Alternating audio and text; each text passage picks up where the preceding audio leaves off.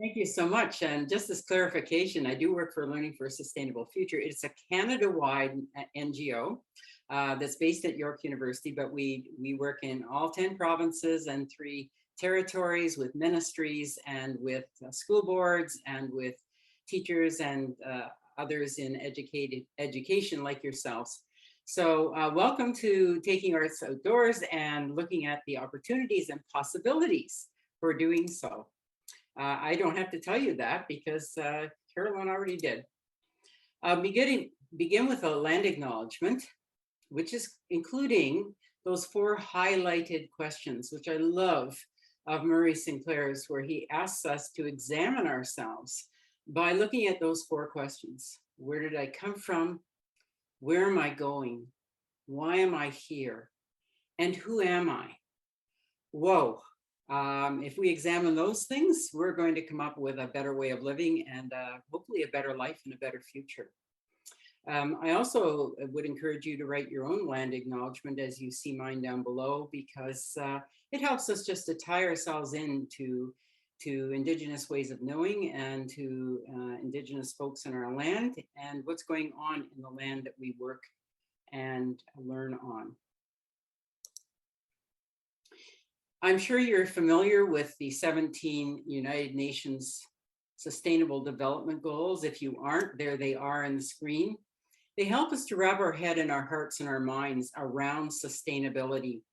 And I would just strongly suggest or you to ponder the fact that sustainability is the biggest word here. Without that, we have no survival, and without that, we have no future. So not meaning to be the Debbie Downer, but when we look at all 17 pieces of sustainability, we have an idea of how complex it is and how it all works together so that all folks and all the flora and fauna and the earth, etc., can flourish. Using those in your teaching as a lens to guide you is a remarkable way of teaching. Even just taking those goals and putting them up in your classroom helps us to draw attention to them and help kids to understand that complexity. So I'd like to begin with lots of opportunity to talk about what sustainability is. But for our purposes today, we're going to focus on the one that's in blue at the bottom. It's not only about doing things better, it's also about doing better things. And when we examine our practice, we always ask ourselves, how could I do this in a better way? Learning for a Sustainable Future's response to helping to create sustainability in the world, because we're involved with education, is to create the Sustainable Future Schools. And it's simply an acknowledgement that we are on a sustainability journey and that we are looking to help kids to focus themselves toward the present and the future, and not to languish in anxiety about the ecology or the climate or anything else, but to see themselves as active problem solvers to create a sustainable future. And to do that, as educators, we can't just focus on understanding, because oftentimes kids are not connected, they do not feel a sense of belonging, they're not sure why they're here, and understanding is not relatable. So we have to go back to that business of helping kids to feel their connection to the earth, to feel their connection to each other, and all of those relationships that sometimes we take for granted that are the underpinnings of understanding. And that's what helps give rise to caring, because often we hear kids say, I don't care. And then also the understanding makes more sense. And then kids want to act and they say, what can I do about this? And that turns it around. Well, nature can make you kinder, happier, and more. That's all grounded in research. But I would like to say at the bottom there that taking the arts outside, which is what we're on about today, is another opportunity to use the outside as your learning ground and to benefit your kids and yourself.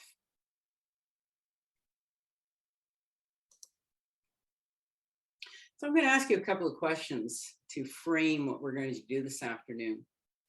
What are your initial thoughts about using the outdoors to teach arts curricula? I might be preaching to the choir with some of you who have extensive background in taking the arts outside, or perhaps you're just intrigued enough to come on and say, how would you do that? So can you teach the arts outside? Why or why not? I guess I'm asking all of us that question. What would be some of the challenges? What would be some obstacles for you? But how could we solve these challenges? Are there ways of doing so? And are there benefits to doing that? So I'm going to ask you to use the chat to answer this question. Which curricula or curriculum areas or subjects do you find the easiest, or would you find the easiest to connect with outdoor learning? And which would you find the most difficult? Now, I've just put the ones there to typically on our report cards and for which we are responsible. So music, drama, art, dance. So you can include photography, you can include all kinds of other things, even cooking. But I would ask you, which ones do you think you could connect with the outdoors the easiest?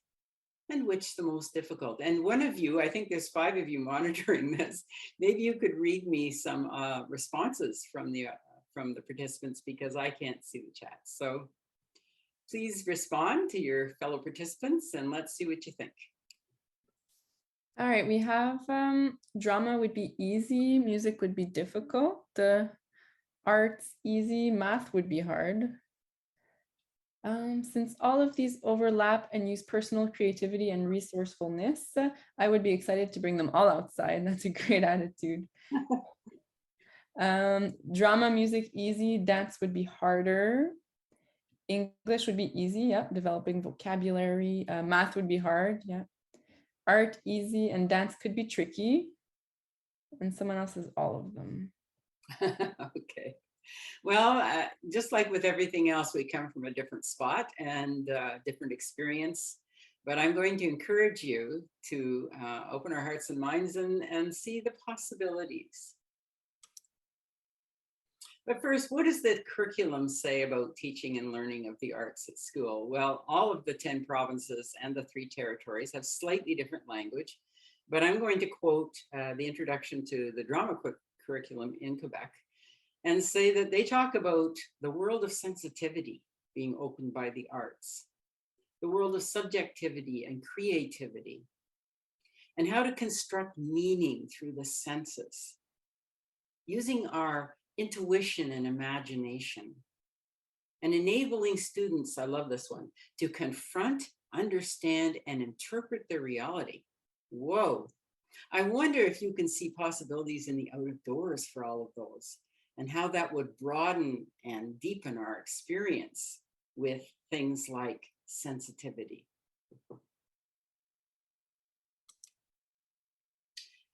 So questions are a wonderful way to explore what we think and what we feel and what we might do. So I'm going to ask you a lot of questions.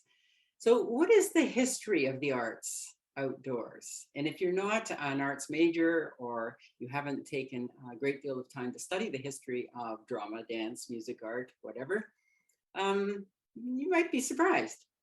What could the arts outdoors look like for you now, for your students? And can we engage with each of those many curricula in a satisfactory way that enhances the experience for our kids? And of course, the boogeyman in the room, what does assessment look like? Oh my, what would I do? Well, if we look back to where it all began, we see things like this. And you have certainly experienced this in your travels through the world, with a sharing of feelings and ideas and messages and creativity through all of the arts, in cave drawings, in examples of musical instruments that we see in reeds and drums, and in dance and depictions of dance, and in early plays, all outdoors. And I would say I've attached Sustainable Development Goal number 11, that is the beginning of sustainable cities and communities. It's a way of gathering us all together and sharing.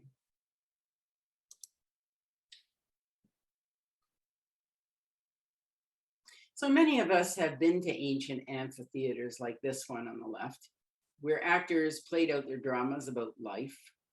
And now we consider it a pleasure to attend a live outdoor performance of music, drama, dance, art exhibits in local parks and in other outdoor venues like the one on the right, partly in the winter or in the summer, but we're going to explore the possibilities for winter as well. But it's been going on for thousands of years, this idea of the arts outside. Indeed, we know early peoples lived for the better part outside.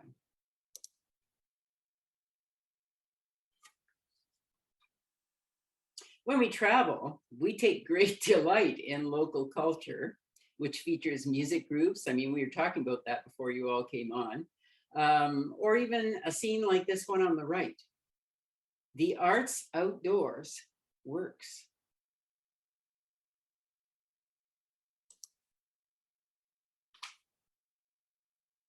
We know that even some music, even now, is written with outdoor performance in mind, and events like reenactments on the left there, or parades and celebrations, bring much joy to both the musicians, participants, and to the audiences.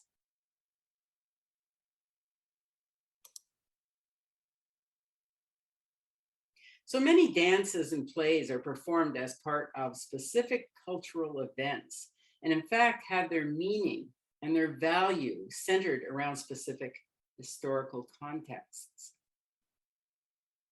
And I'm sharing that idea of Sustainable Development Goal number 10 of reduced inequalities, where everyone comes together and everyone participates. And we see things like photography and multimedia, and we have seen those for centuries. So as we bring this notion forward to the present, we needn't look very far before we can see children involving the arts every day in their play outdoors. And for them, it's natural until we tell them otherwise, because it's we who take the arts inside. Not surprising, because we've taken everything else inside. We have become people of the indoors, or as I sometimes say, people of the mall. We know now that this has direct implications for our mental and physical health and well-being. And perhaps we could consider once again reconnecting ourselves to the out of doors, using the arts as one path. So what's happening now? Well, I just put down several examples of some of my favorites, and I'm sure in wherever you are in Quebec, there's tons of outdoor stuff going on, and opportunities, as I said, particularly in the summer.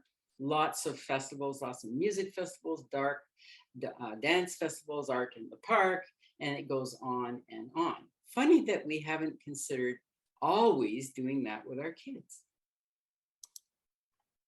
But it doesn't always happen in the summer. And in fact, Quebec is very infamous or famous for creating winter fun. And winter is a wonderful time to get kids outside and exploring different media, different ways of creating drama and excitement and creativity and music and dance and everything that goes with a well-rounded arts program. So what are the contexts for teaching the arts outdoors? So as I say, I'd like you to think very creatively about your own situation, your own kids, your own school, place of business, and think about drama, dance, music, and art. Think about it for celebrations and community events, performances, engaging with nature, and my favorite, social comment. Wait till we get into that. And stories of place, sharing the history of where you are, so your school life, and all of those cyclical events that come around and around, like every year or every season, and bring with them community festivals. And also that business of integrating the arts with math, with poetry, with drama, with language, with science, with absolutely everything. It brings meaning. So you can add some ideas as we go along, but I would like you to think about your own situation as we go through this, and use this as just a springboard for a time for you to come up with lots of ideas for your own practice. Celebrations. Well, this is the easiest one because there's lots of traditional things that are going on around us, usually in our own communities, but also those ancient celebrations that happen throughout the year. And I'm thinking of things like equinox and solstice, or things that happen culturally around us with the different cultures that exist in our community and indigenous cultures. And also community celebrations of any kind, but in our school as well. I wonder what we could do that would create unique celebrations, maybe on an annual basis or on a seasonal basis with our students.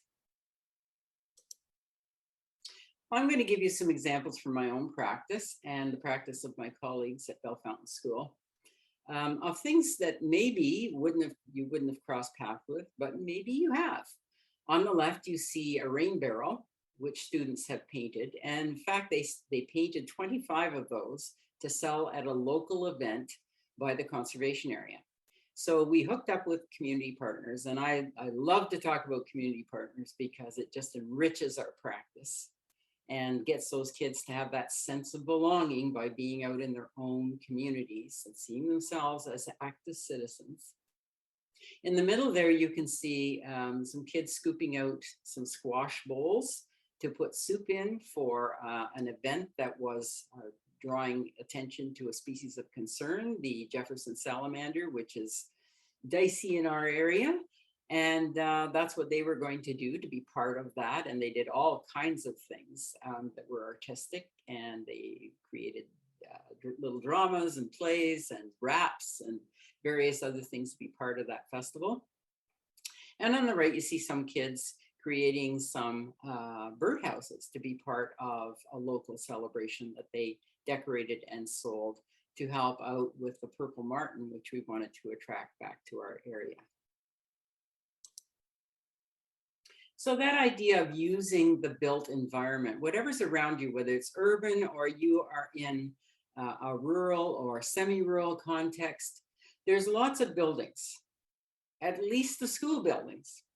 And I wonder how you could use those school buildings as the backdrop for a play or a drama or a dance, something very interesting, or a poetry reading or something that's creative.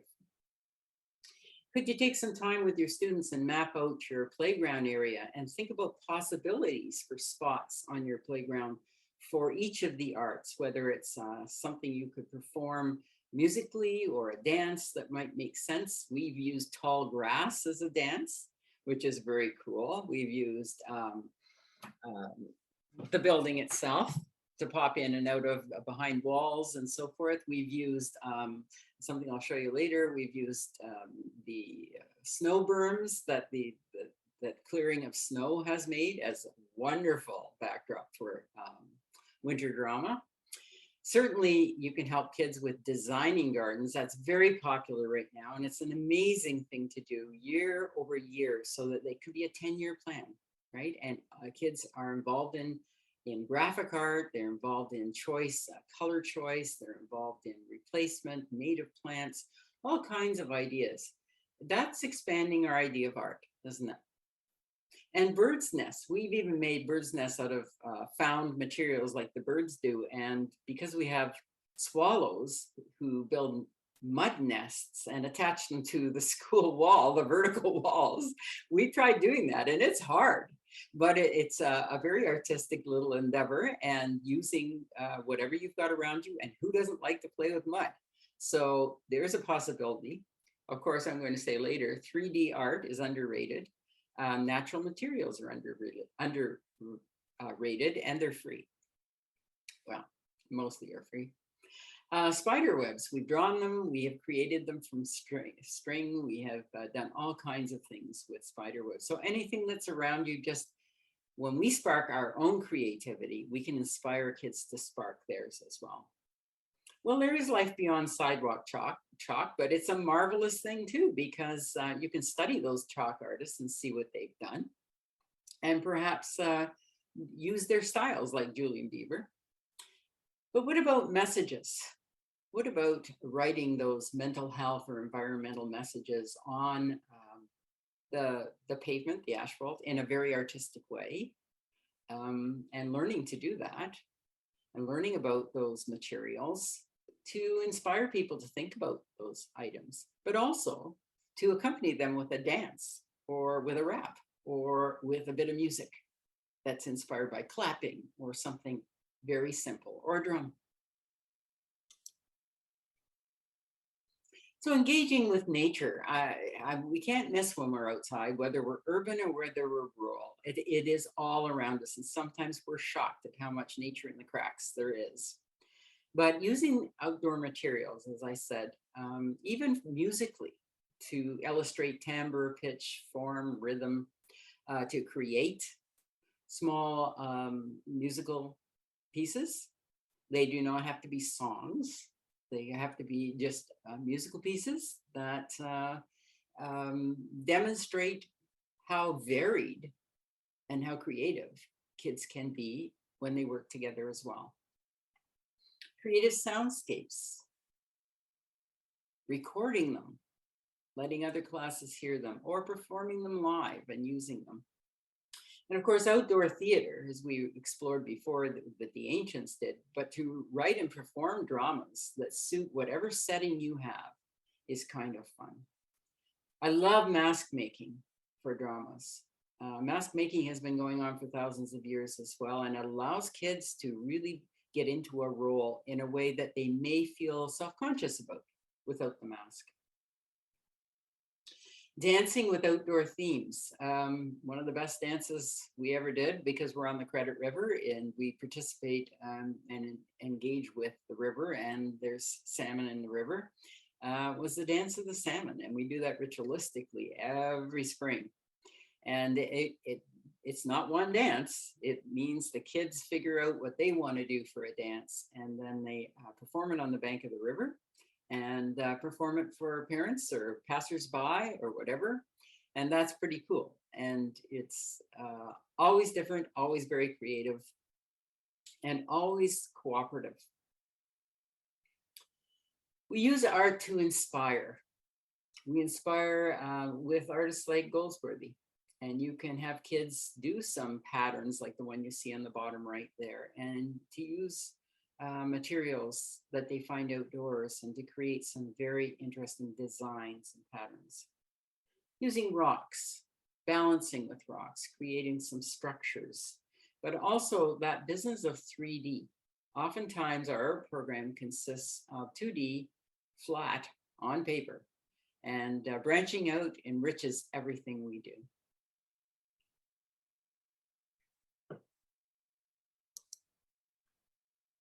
Continuing with that idea of engaging with nature, I love that photograph on the right of movement through just finding twigs. How beautiful is that? And it's inspired, truly it is. So older kids can participate in a more sophisticated way sometimes. And I love to draw the environment in, and other things that we're studying about in science or in any other of the subject areas.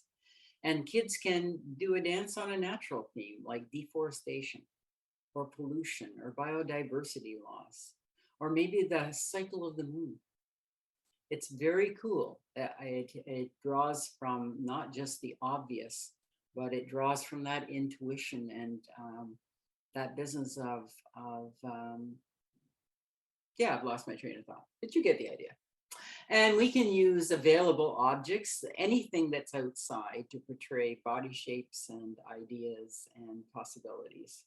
Or giving voice to nature by, once again, calling on our animal friends to inspire us. We found a praying mantis in the yard a couple of years ago, and they did the dance of the praying mantis. It was very cool. They watched praying mantis for a little while, and then they were doing this interpretive dance. So all of that, little kids can get involved in that, 2- and 3-year-olds, and certainly 30-year-olds. So it is something to inspire us and move us beyond the obvious. And certainly that idea of taking all of the flora and the fauna and giving rise to different characters within a role play situation or a mime or simply a tableau.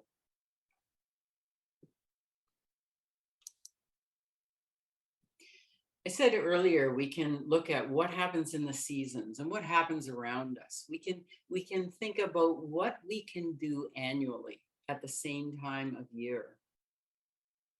Maybe we want to do something right away in the fall that has to do with drama, dance, photography, any of the arts that we could do every year. It wouldn't matter which students we had because it fits with our school year. What can we do seasonally, as I alluded to earlier? What can we do in winter that we can't do in any other season? I love that one. How can we use moon cycles to get at curriculum? Whoa, now there's a question. If you weren't awake before, I'm sure you're awake now thinking, she's lost it. But you can do all kinds of things with moon cycles. I love writing the moon of stories. What is this the moon of?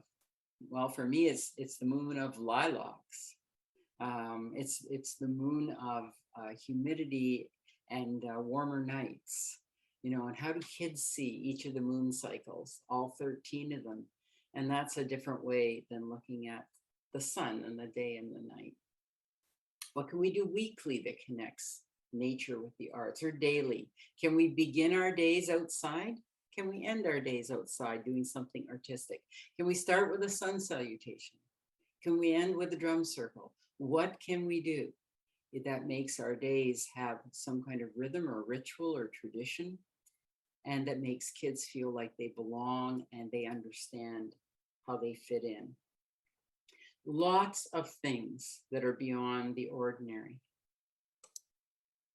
There's that winter again. I love to draw attention to winter because we are people of the north, aren't we? And we do have considerable winter and considerable winter weather. And so what are those opportunities? Can you paint your different boot treads and create designs in the snow?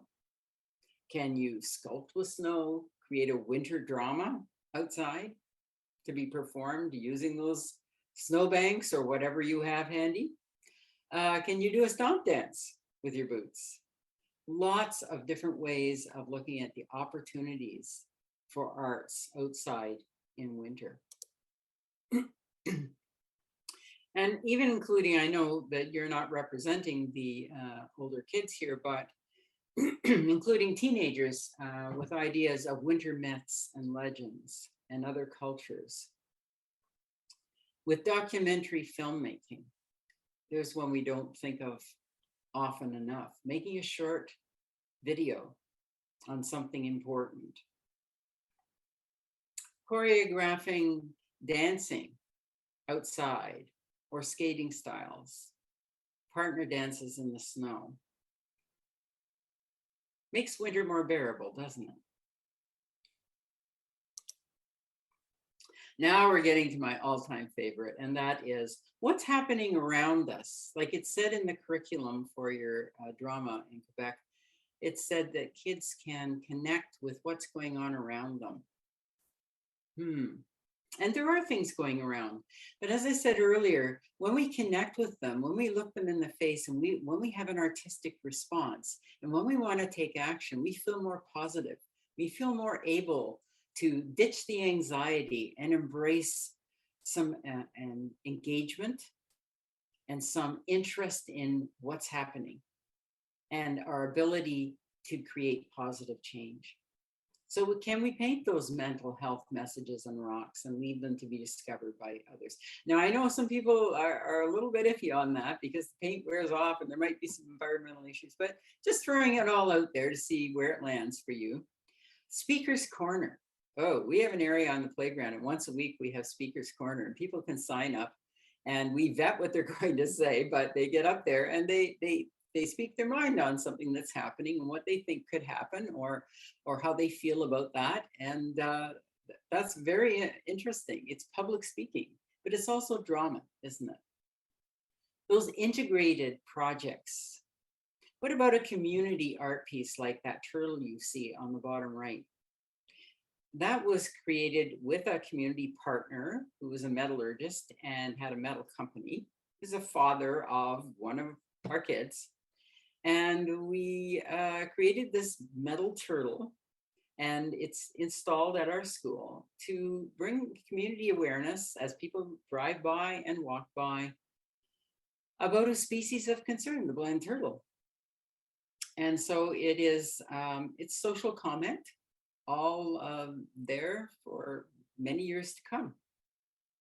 But there's also those posters and banners and t-shirts that can be painted, or graphic art put on t-shirts, just to raise community awareness. For instance, about the garlic mustard in our community, which is an invasive species, which is everywhere, and it is a species of concern.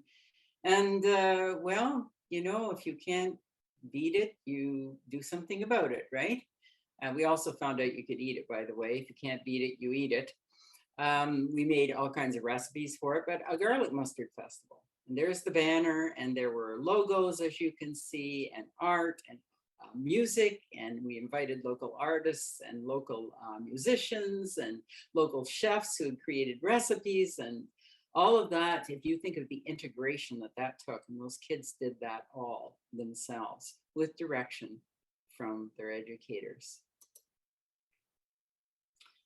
Now, those are older kids, but I also want to tell you what happens when little kids get involved. And now I'm talking about kindergartens. Kindergartens are my faves because they never cease to amaze me with their creativity, and they inspire me absolutely every day. But one day they were looking at each other's t-shirts, and they were, where is this? What does that label say? Found out that their t-shirts were made in very far away places. Put up a map, put the pins in the map to see where it was. And then they were saying, well, why are they made there? What's going on? Anyway, long story short, joined up with a community partner called Fashion Takes Action. They're a nationwide group, and to bring awareness to fast fashion and the ramifications for the environment, and how that's an inequity piece too, about who makes those t-shirts, and you know, all of those things that you and I are a little more aware of. So the kindergartens wanted to tell their community and their parents about what they could do to change that, and how they could turn that around. I know Chris wanted, and others wanted me to tell you that these may be loud, or you might have to adjust your volume.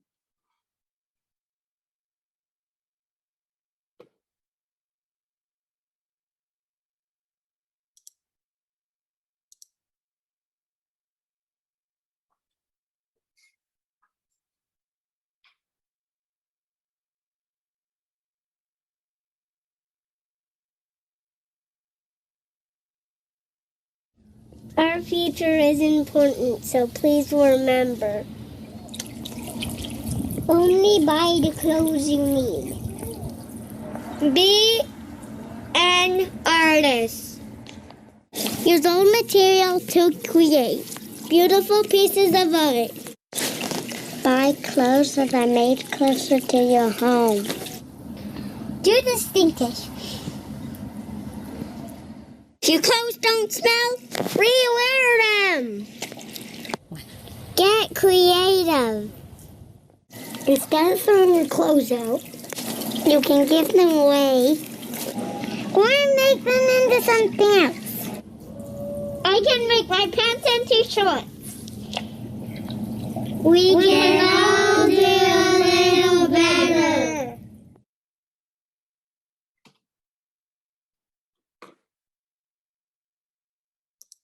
So if that isn't an advertisement for what to do with your clothing, I don't know what is. But that was all orchestrated by them, and they wrote the dialogue, and they said what they wanted to say. And so kids can use the arts as a vehicle for social change, for social comment. And I have one other example here for you. This is the grade 3s and 4s. They got interested in the weather because the weather was all over the map, as it sometimes is. And this is a couple of Aprils ago.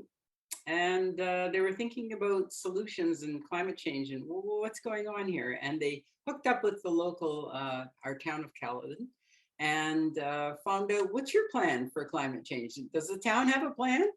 And then they decided to tell everybody that the town did have a plan and that we could help out. And they just used a simple song and a little bit of orchestrated drama, you could call it that, to get their message across. So those platforms and issues continued. Maybe you've been part of a council of all beings where kids take a look at a local issue and they decide who the stakeholders are. And they investigate all those alternative perspectives and other points of view. And perhaps they come together in a circle, in a council, to decide what they could do and how they could make things better. And each child represents a stakeholder. They usually make a mask or come with costume, and they speak for that particular person or that particular animal, or maybe even the grass or the rocks. And it's a formal, structured exploration of something in our everyday lives. And once again, it's a drama. Something as simple as murals and graffiti. We have a graffiti board that we put up once in a while. We monitor it, and it's erased every night, but kids can put up something that they think is important. And they have to, of course, go through the graffiti monitor first, but it is an interesting way to express social concern. Now, a lot of them use diagrams and design, and it's encouraged to be artistic. There's stories of place. We live in a spot. We're not just in a school, but we're in a community. And you can use the arts to enhance your community and to teach others about your community. On the right, you see a geocaching brochure to help community families go around and find different spots, but it has historical value of each of the spots, and the kids created that. And on weekends, somebody could take that brochure and just go off, and now they have it all online, you know, but it involves quite a bit of art and quite a bit of graphic art. And down below, you can see other things that they have done, like create a badge for the local trail association to encourage kids to get out and to explore the trails so that they could earn a badge.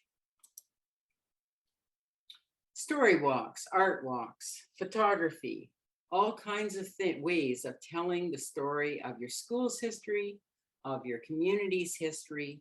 Use all of the available ways. Use your iPhones, your iPads, whatever, capture specific landscapes and sketches, and create something with it. Maybe some infographics, maybe a commercial about your spot. You can use riddles and clues and puzzles and all kinds of things. Even use the fences around you to hang your art and signs. And every one of those things can be a way of sharing and educating your local public. Here's an example when the kids created a poetry trail, a spring poetry trail that was up on Saturdays with laminated photography and also poems that they wrote, and following a specific trail and 10 stations where you could see what was going on, and tells a little story in poetry about the specific spot that you were standing on. And on the left, we did it with visual arts. So it's a marvelous way of teaching kids that there's future job opportunities in this too, if they really love that kind of way of expressing themselves. School life, there's some examples of the kinds of things that you can do. I know you know about art projects, and but you can teach kids about outdoor art projects. We had one class who took on doing an art project for 15 minutes outside each Wednesday before everybody went in. And they did things like make a tree with all your bodies without talking. And it was like, and then other projects were bigger, like go out and paint a local bird on the asphalt between here and the buses, or all kinds of things. And sometimes in the winter we did snow sculpture, and it usually was on a theme. So school dances, outside, create a school dance. It's not the same dance all the time. It could be done by, say, grade 4s every year or something like that. How about writing a school song? And there could be many iterations of that, or designing a school clothing line and having it designed by the kids. So flash mob dancing, do you remember those kinds of things from a while ago? Kids love that kind of thing. Show up on the corner and anybody who goes by, there you go. And it's a great deal of fun and also very creative.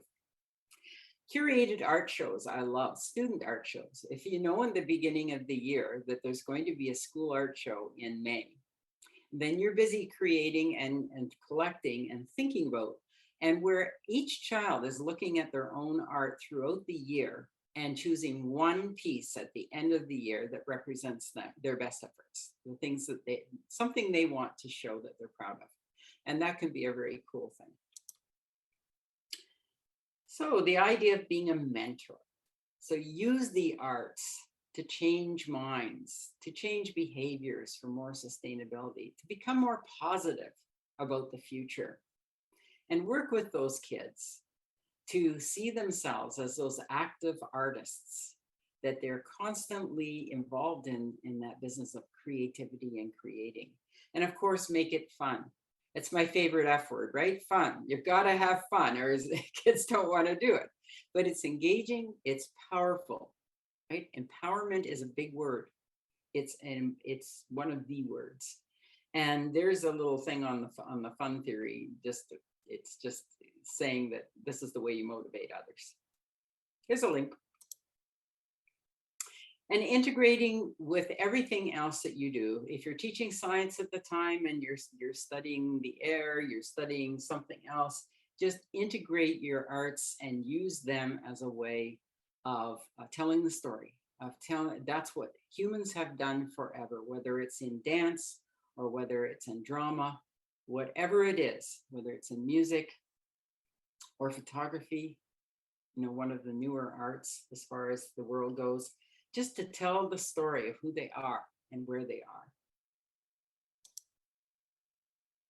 There's some more examples of things that you can do. I love involving math in everything that you do graphically because it is involved. Experimenting with other materials, as I said earlier, is a wonderful science experiment. Learning about tensile strength, right? Okay, the boogeyman in the room. Well, what we have to do is change our minds about assessment.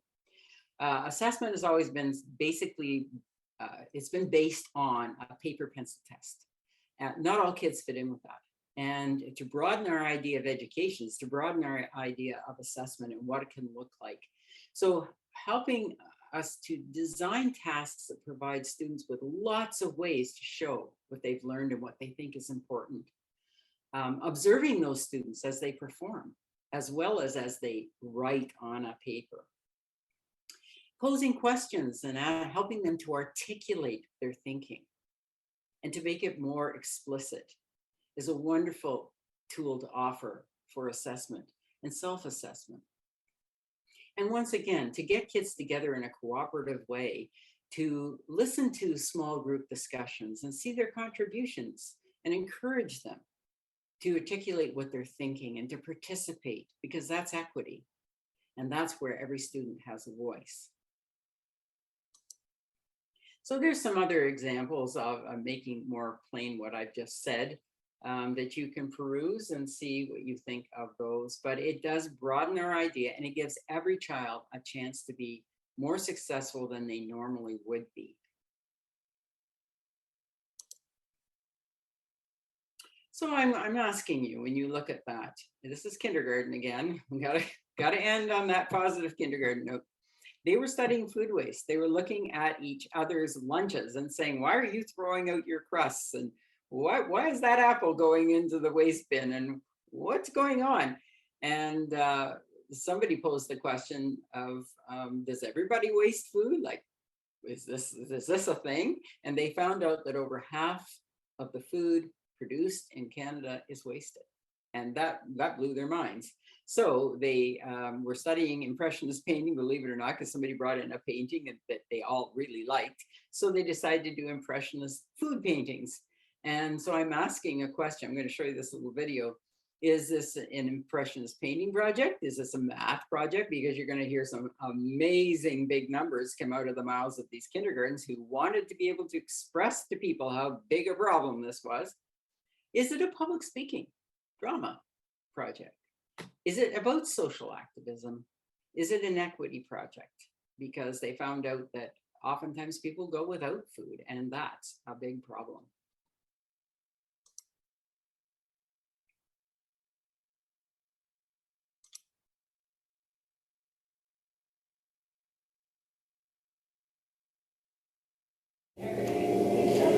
Food waste is a big problem. Some people don't get any food every day in Canada. We waste 470,000 lettuce heads, 750,000 loaves of bread, 555,000 bananas, 2.4 million potatoes, 1 million cup of milk, 1 million tomatoes, 450,000 eggs. Food waste costs Canada $49 billion a year. 11.2 million tons. Food waste can be rescued to feed people in Canada. Wasting food is bad for the environment too. Sign up for Equal Canada Food Waste Challenge. Just eat it. Let's see if our community can waste less food.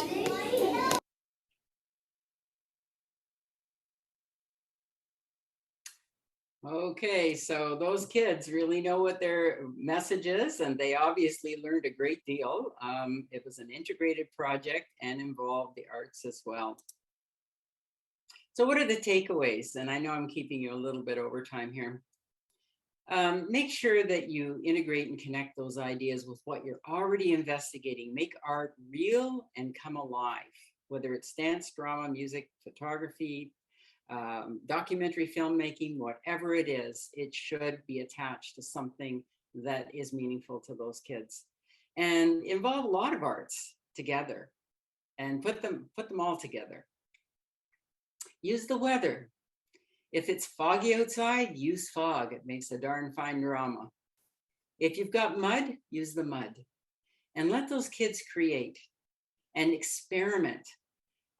Failure is very overrated. Like, failure is a good thing. Like, kids need to see and experiment with materials and have a little fun with them and see what they can do. And decide on those assessment criteria together about their curriculums. Kids need clarity on what they have to do and what they have to learn about to be successful, and use that wide range of assessment tools. So why are we doing this, and why is it important? Well, kids will grow up with a sense of belonging and comfortableness in the out of doors, great for their mental health and ours, and their well-being and ours. They begin to understand this idea of reciprocity, a relationship and connection with the earth, seeing the earth as home. And we pass on natural ways of relating to the arts, every child, that will nurture every child and develop every child's creativity. So just a little helpful thing here about LSF. There's a huge database on r4r.ca with over 1,500 downloadable, free, teacher-reviewed, curriculum-matched lessons plans, videos, children's literature, outdoor activities, lots of stuff. It's an award-winning site. You might check it out. Lots of professional development possibilities. I can't even speak anymore. If you go on the website, you'll see there's some webinars and all kinds of opportunities. It explains what the Our Canada project is all about, opportunities for kids to get involved in action projects. So I'll leave you with this, and perhaps I'll stop sharing and we can have a conversation if you'd like to stick around. I wonder if you have any more questions, but this is bigger than that. Please feel free to share what you're up to and inspire everybody else. And if I can continue to support you, I will. And my email address is on the initial slides, so I'd love to hear what you're up to. But I'm going to stop sharing now. And if you'd like to stick around, we can have a little conversation about what's turning your crank in the arts these days.